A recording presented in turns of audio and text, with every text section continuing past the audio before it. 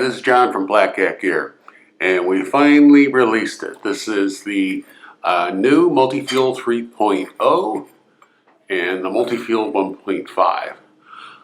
The biggest difference is we've gone away from the integrated pot supports to I'm actually welding on these pot supports, which means what's great for me is these two are now identical, and the only difference is when we want a 3.0, I just have to weld on these pins.